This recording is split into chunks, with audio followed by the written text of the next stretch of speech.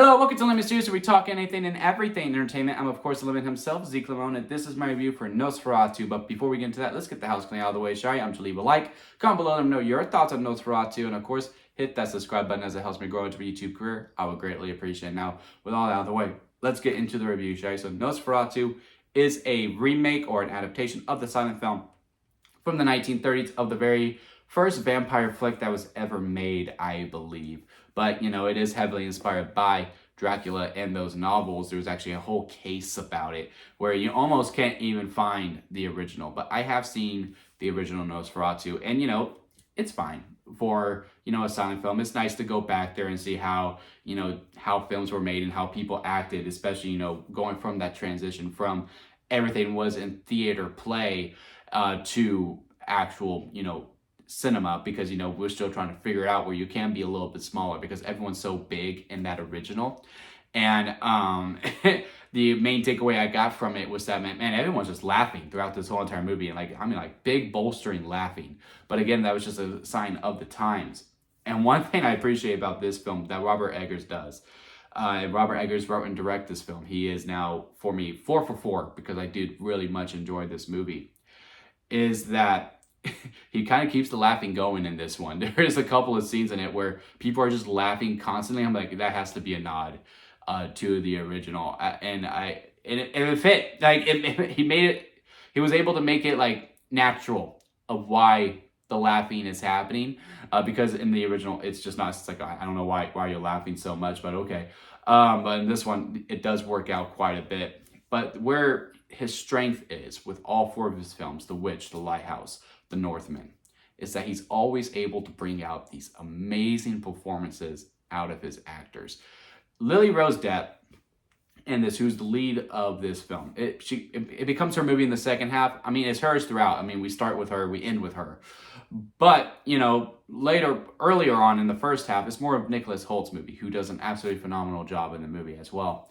Because, you know, in the first half, they're really doing the silent film. And for the most part, they still just do the silent film. But it is his movie in the first half, and then in the second half, it becomes Lily Rose's Depp movie fully, because it is her story. She is the reason for all things that are happening.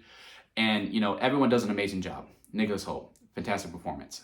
Emma Corrin, amazing performance. Aaron Taylor Johnson, amazing performance. Willem Dafoe is in a league of his own. I can go on and on and on and on, but Lily Rose Depp is the standout in this. What Robert Eggers did for Anya Taylor-Joy, and I'm not saying, you know, he made Anya Taylor-Joy. I'm just saying I haven't seen Anya Taylor-Joy really grow big until after The Witch was done, because that performance was so amazing. I think he did the exact same thing with Lily Rose Depp, who is always very talented. I mean, she was one of the very few positives within The Idol. In this one, she was just really able to show what she can really truly do in this film. I mean, there is a scene in this movie where she's doing a monologue, and she's doing, you know, she's like, her body's spazzing out because she's in a calm voice. She's doing all these different things, and she has a few of these types of monologues where she is just going and is just relying on the performance. In a lot of ways, it is truly theater, and with not just her, but with all the actors in general. But she is truly the standout, where she took my breath away with her performance in this movie. Like, in a few times, I was like, oh my God. Like, that's literally all I could say within it, where, like, her performance is going to stick with me for quite some time.